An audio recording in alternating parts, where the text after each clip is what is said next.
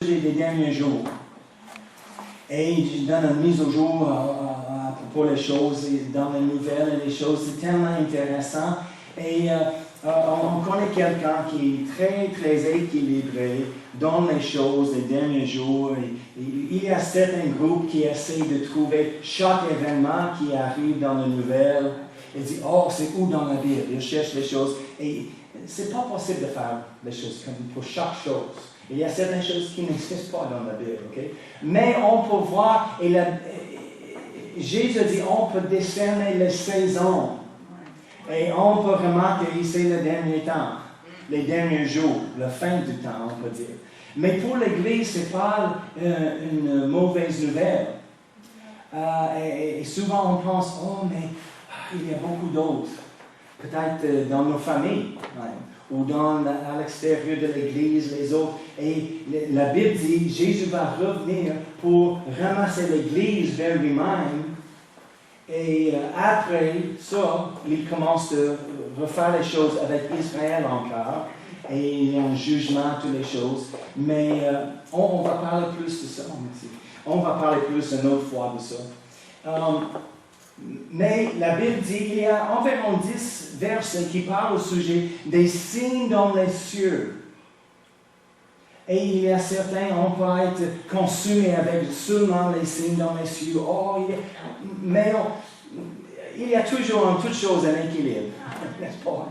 Mais en même temps, on ne veut pas ignorer les choses parce que la Bible dit les étoiles et les choses étaient créées pour déterminer les saisons des choses et pour les signes. Donc, Dieu a créé les choses et installé dans la création, dans les cieux, les signes pour le monde. C'est pourquoi dans le livre de Romains, il dit les personnes sont dues à la fin, quand ils se présentent devant Dieu, il n'a aucune excuse pour dire Dieu n'existe pas. Parce qu'il a dit la vraie création crie, il y a un Dieu. Amen. Il a dit aucune excuse, parce qu'on peut regarder, c'est évident, il y a un Dieu. Mais on a parlé au sujet des lunes de sang. Ce n'était pas depuis quelques années. Il n'y existe pas les quatre, un tétrade, on dit un tétrade. Un tétrade. Les quatre ensemble qui tombent sur les fêtes juives. Il y avait 2 l'année passée, un déjà cette année et un autre environ septembre, le 28 septembre, cette année, un autre lune de sang. Et la Bible dit, c'est une des choses, il semble parce que c'est une éclipse. Éclipse? Oui. C'est une éclipse lunaire. Et aussi, il y a des grands... Et c'était toujours quand les choses lunaires tombent sur une fête des Juifs, il y a quelque chose, un signe pour Israël. Et c'est juste tellement intéressant, ok? Mais c'est quelque chose qui s'est passé récemment, on n'a pas entendu jusqu'à récemment. L'étoile de Bethléem, rappelez-vous les mages qui ont suivi l'étoile de Bethléem pour trouver Jésus quand Jésus est venu. L'étoile de Bethléem n'était pas juste une étoile, c'était appelé l'étoile de Bethléem. Et aujourd'hui, avec la technologie, il peut reculer dans le temps pour voir comment les étoiles étaient alignées, toutes ces choses. Okay? Mais c'était 2 planètes qui ont passé très très proches et une autre étoile qui est formée comme une grande étoile et c'était appelé l'étoile de Bethléem. Il n'a jamais fait ça depuis 2000 ans. C'était pour Jésus. Le premier avant. Mais le 30 juin, c'était là encore, l'étoile de Bethléem. Quand je pense que c'était Jupiter, c'est pas l'autre planète, une autre planète qui a passé très proche, et l'étoile de Régulus, et il s'appelait c'est tellement intéressant, mais c'était pas là, c'était jamais, c'est passé encore depuis le temps de Jésus, mais maintenant, c'est encore. Il y a beaucoup de signes dans les cieux. Okay? Mais même à la fin du monde, on veut avoir un réveil. N'est-ce pas? On prie pour le réveil. Mais si on regarde toute l'histoire dans l'Église, pas notre Église, l'Église mondiale. Il n'est jamais, jamais, jamais un réveil sans prière. Amen. Donc, c'est pourquoi on va recommencer avec la prière cette semaine, mercredi soir, on va prier. Et on a entendu, comme ce matin, je veux plus de réunions comme ça ce matin. Parce que je ne suis pas satisfait avec la puissance qu'on a. C'est pas assez. Juste parce que quelqu'un est sauvé, quelqu'un est baptisé, quelqu'un est guéri, c'est pas assez, il y a plus. On a toujours les personnes avec les besoins, on a besoin de rencontrer les besoins, mais c'est pas nous, on fait la pression sur Dieu, on prie. J'ai lu récemment les choses, les histoires des personnes, les évangélistes, les réunions au commencement du XXe siècle, quand le Saint-Esprit était renversé encore sur le monde et les personnes étaient baptisées dans le Saint-Esprit qui parlaient en langue. Ils ont tombé sous la puissance de Dieu. J'ai lu, il dit, il n'y a jamais un mouvement de Dieu où les personnes ne tombent pas. J'ai dit, c'est incroyable. Aujourd'hui, souvent les gens résistent. Oh, je tombe pas. Mais on a besoin. Ce n'est pas au sujet de tomber ou non tomber pas. Okay. Mais la puissance était tellement forte, ce n'était pas possible de rester debout. Il y a un évangéliste, peut-être c'est George Whitefield, Cartwright. Mais non, George Whitefield, il a prêché. Et souvent, quand il a commencé à prêcher, les gens, juste dans la chaise, ils tombent. La présence de Dieu était tellement lourde et puissante, ils n'étaient pas capables de rester debout. Ils ont tombé sur le plancher. Il a commencé une réunion dans un certain endroit et les gars montaient dans les arbres pour entendre. Il a dit, hey, non, saute les arbres parce que quand je prêche, la puissance va tomber et tu vas tomber de l'arbre sur le plancher, sur la terre. Donc il a sauté les arbres et après 10 minutes, il a prêché un petit peu. Les personnes, pof. Il y a un autre monsieur, il a prêché partout dans les villes. Il est arrivé. Et il est resté dans un endroit et il y a un hall de danse. C'est une place juste pour danser. Et en ce moment-là, ils ont pensé, toutes les choses sont les péchés, c'est pas correct. On reste sain, on danse pas, on fait ci, on fait ça. Et c'était correct. Mais il a dit, le Seigneur a dit en prière, il a dit, va à la danse. Ok, qu'est-ce que tu veux que je fasse?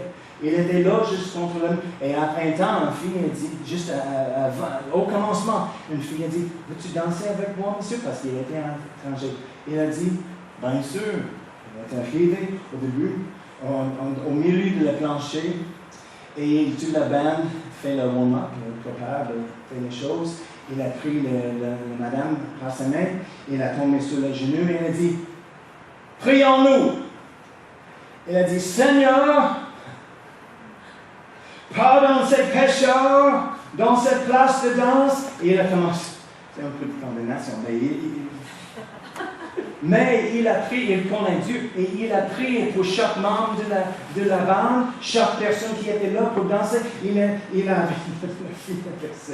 était agenouillé, et il a ses yeux fermés. Il a prié, il a prié, il continuait de prier, Il a ouvert ses yeux après la prière. Tout le monde était sous la puissance de Dieu, sur le plancher. Et chacun a reçu leur salut, ils ont sauvé. Un autre monsieur qui a prêché, il a dit la même chose, 15 minutes il a prêché, et une personne a tombé, une autre personne. Il a dit à la fin de sa prédication, 400 personnes étaient sur le plancher, collées à la plancher. Il a dit, chacun, il a trouvé plus tard, chacun n'était pas sauvé, et ils ont reçu le salut. On ne peut pas renier la vraie puissance de Dieu. Et le monde, c'est pourquoi les églises sont vides aujourd'hui. Il manque la puissance. Ils ne voient pas la puissance. Où est Dieu? Où est la puissance? C'était mon cœur quand j'étais jeune, un adolescent. J'étais dans une église traditionnelle. J'ai entendu les histoires, Goliath et David et toutes ces choses. Et j'ai dit, où est le Dieu de la Bible? Si Dieu est vrai, où est la puissance? On n'a pas la puissance. Nous sommes pareils, juste comme les personnes à l'extérieur de l'église. Ils sont dépressifs, nous sommes dépressifs aussi. Ils sont malades, nous sommes malades. Ils attrapent la grippe, on attrape la grippe pareil. Ils perdent leur emploi, on perd. C'est la même chose dans l'église, à l'extérieur de l'église. Qu'est-ce que la différence? On chante d'un livre, on chante de Dieu, on fait, c'est comme un club social. Dieu est beaucoup plus que ça. Il est vrai, sa puissance est vraie. On doit avoir la puissance et sa présence. Sinon, c'est juste un club, c'est juste un jeu. Donc, je ne suis pas satisfait. Et je ne veux pas une église satisfaite non plus. Je veux que vous êtes dérangés, déplacés, mal à l'aise, maladroits en tout, pour le Saint-Esprit de parler dans ton cœur. Non, il y a plus. Non, juste pour être. Il y a plusieurs. Je suis en train de lire l'histoire d'Amy Semple McPherson. C'était canadienne, je ne savais pas ça. Je pensais que c'était américain. Parce qu'elle, à la fin, elle était à Los Angeles, Californie, avec, en ce moment-là, dans les trentaines, même trentaine, quarantaine, elle avait la plus grande église aux États-Unis.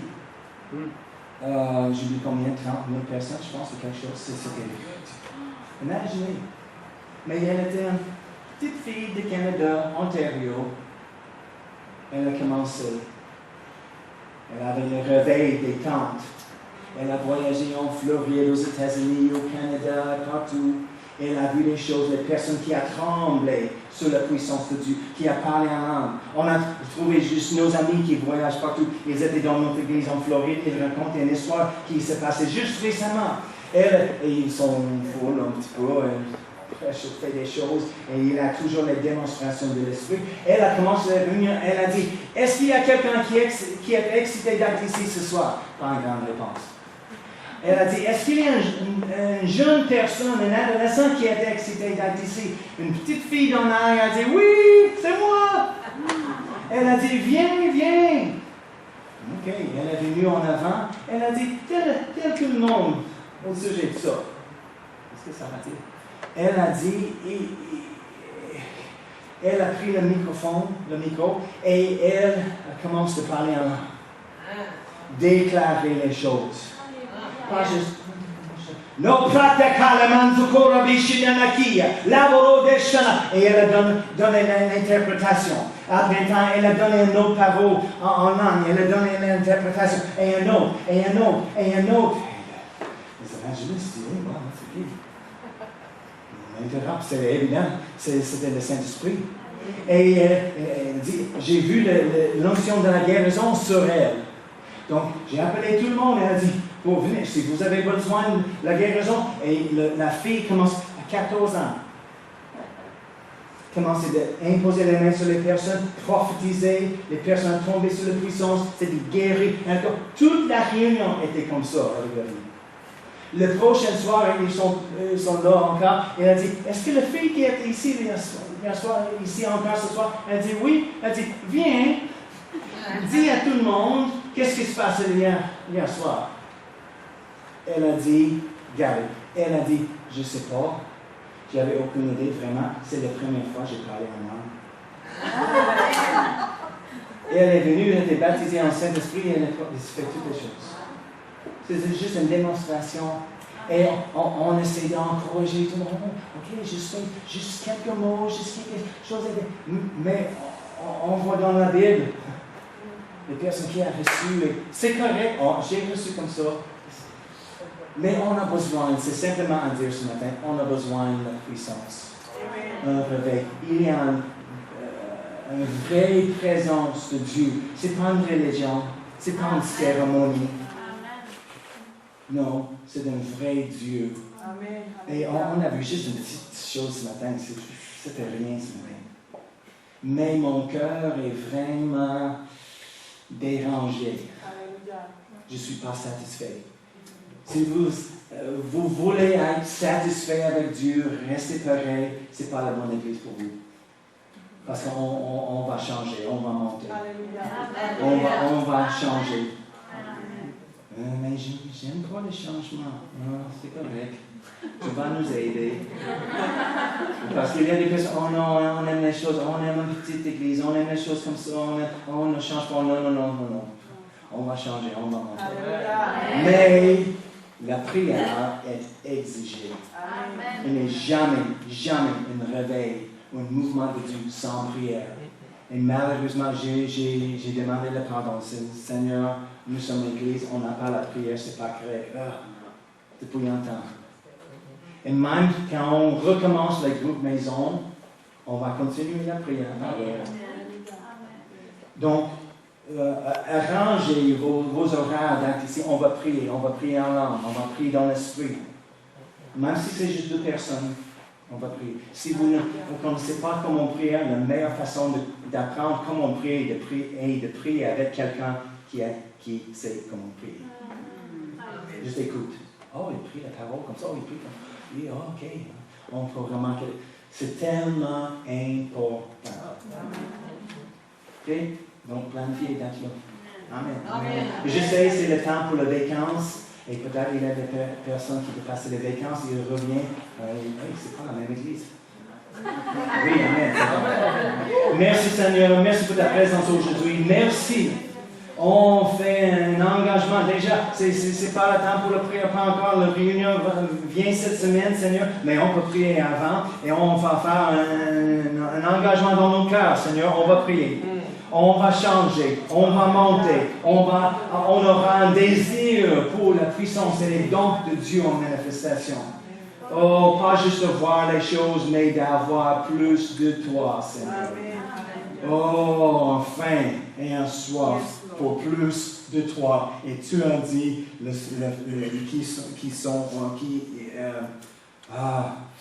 les personnes qui ont soif et faim sera rassasié. Amen. Donc, on ne sera pas satisfait jusqu'à la présence de Dieu se manifeste en tout temps, Seigneur. Sois glorifié, Seigneur, et sois glorifié dans nos vies, dans le nom de Jésus. Amen. Amen.